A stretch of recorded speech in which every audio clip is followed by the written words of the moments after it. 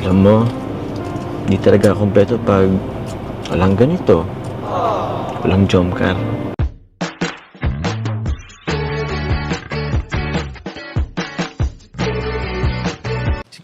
Si Kuya Jens, ano yan, reactor natin yan. Official reactor. Hello mga kalingap! Welcome back sa aking YouTube channel, this is Kuya Jens. So kung bago ka lang sa aking YouTube channel, huwag niyo pong kalimutang mag-subscribe at click the bell button para like ka updated sa bago upload na video. At huwag po natin kalimutang suportahan ng buong Kalingap sa pangunguna ni Kuya Val Santos Matubang, Ate Edna Vlog at syempre Kalingap Rob.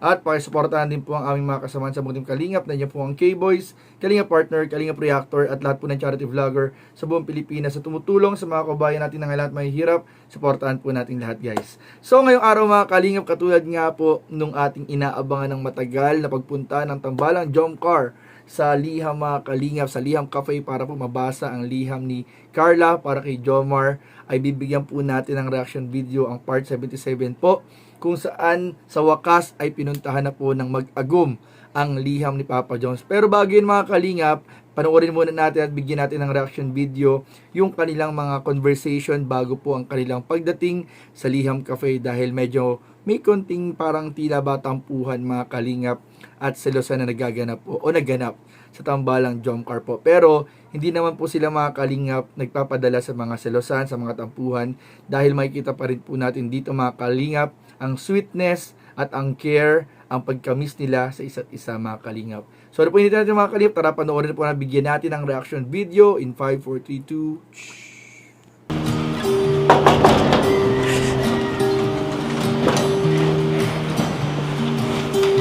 Hi, Gong!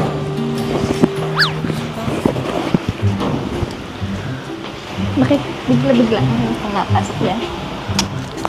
Bukas yung pinto eh. Hello! Good morning sa'yo.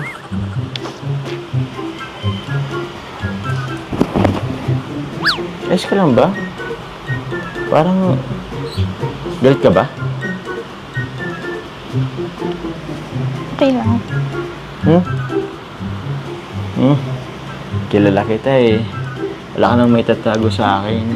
Galit ka, no? Bakit akala mo ba okay na tayo? Di ba yung sa kagabi? Diba sinabi ko naman, bumili ako ng barbecue at para sa ambag ko kay birthday ni Kalingap Ian at ni Edo. Tagal ko pong nag-antay. Yun na nga eh. Medyo niluto pa kasi. Tapos, alam mo na, nagpabaga pa ng uling. Uy, so na kasi. Huwag ka na magalit. Yung ngayon na nga lang tayo vlog ulit eh. Tagal natin hindi na vlog. Sorry na kasi.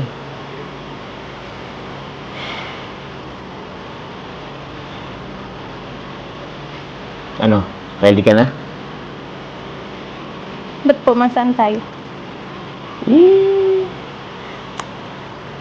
Galit ka pa kasi eh. Oo. Huwag ka na mag-cellphone. Usapin mo naman ako. Galit ka nga. Alam mo bang 2 araw na nga na-cancel. Tapos, ganyan ka pa. Ano? Tara na. Naghintay si Coffee sa labas. Tara. Ano? Wait lang. Tara. Ay, kunin lang.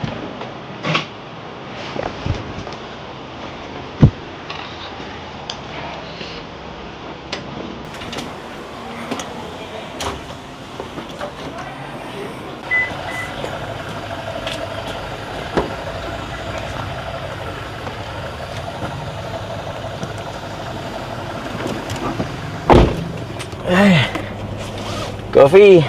Sorry ah. Hintay kang matagal.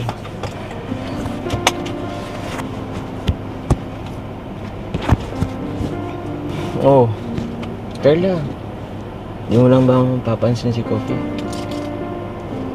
Hello, Coffee. Ba't parang wala naman sana yung pag-hello mo? Ayaw mo na, Coffee. intindihin mo na lang muna. Para namang hindi na tayo nasanay dito.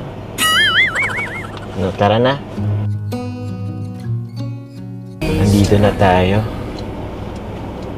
Uy. Gom. Namiss ko to.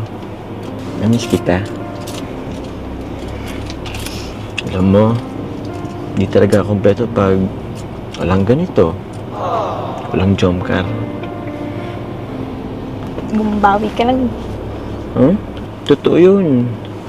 Hindi ko kaya pag wala ka. 2 days pa nga lang na na-cancel eh. Hindi ko kaya. Sobrang lungkot. Late ka na nang mag-reply. Ulo, grabe ka naman. Kagabi lang naman yun eh. Siya nga pala. Sino ba nagkatid sa'yo dun? Nag-commute ka ba?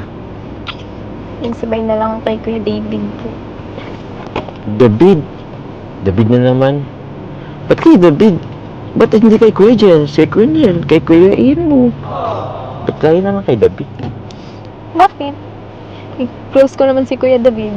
Tsaka papunta na kasi siya. Oo. Okay. Para kang baliw. Nagsiselos ka ba? Hindi na. Siyempre hindi. Ay, si David pala na gano'n sa'yo. Tara na.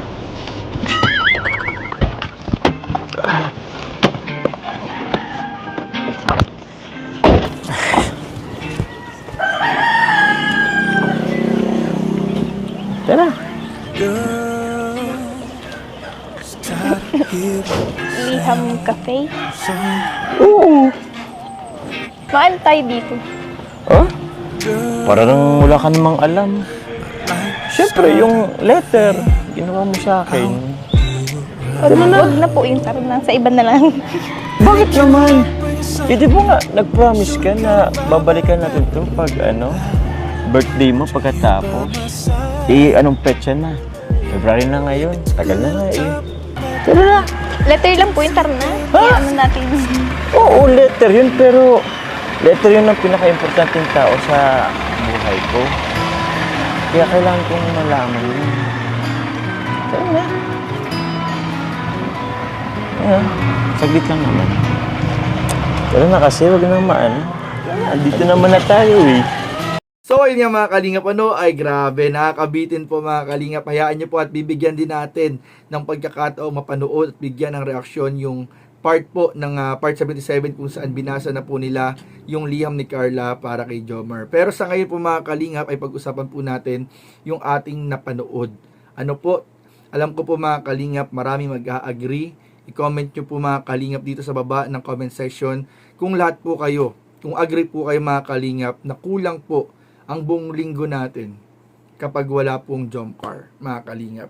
Comment down below, kulang ang buong linggo, kulang ang araw natin kapag wala po ang jump car. Sabi ni Kalingap Jomar kanina, parang laging may kulang pag wala po ang jump car. Ganon po mga kalingap, kagrabe yung epekto sa ating lahat ng tambalang jump car. Alam ko po maraming makaka-relate. At ayun nga po mga kalingap, katulad kanina, mga napag-uusapan na natin, palagi mga kalingap na depensahan natin o defend jump car at all costs. Dahil mga kalingap sa dami po ng lumalabas na issues, ang daming nangyayari.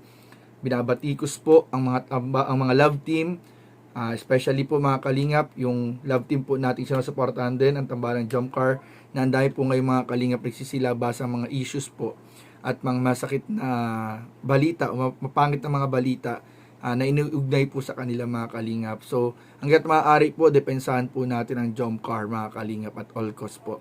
At ayun mga kalingap, napanood nga po natin na medyo nagkaroon nga po ng konting tampuhan si Jomar at si Carla dahil po doon sa pagpunta po doon sa birthday celebration ata yun. Birthday celebration po nila Ian. Parang doon po yun mga kalingap na nangyari, na nagkaroon po sila ng konting tampuhan.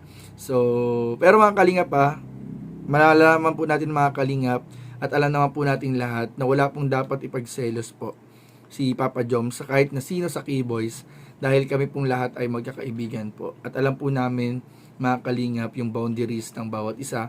At si Papa Joms po at si Carla ay para lamang sa isa't isa. Hindi pwedeng panghimasukan ng iba. At kami po bilang mga nakakatanda ay para lang naming bunsong kapatid po yan. Parang kapatid na lang din po namin mga kalingap yung mga beneficiaries po natin. Kaya wala po kayong dapat ipag-alala. Pero makikita po natin na medyo kinukulit po ni Carla si Jomar na nagsiselos daw. Grabe mga kalingap. So, ayun mga kalingap at abangan natin mga kalingap. Abangan nyo po yung ating reaction video sa part 77 kung saan babasahin na po ni Jomar ang liham ni Carla na marami po talagang pinaiyak at pinaluwa. So, yun lamang po mga kalingap at maraming po salamat sa inyong panonood. Please don't forget to like, comment, share, and subscribe sa ating mga video. Maraming po salamat. God bless. Bye-bye.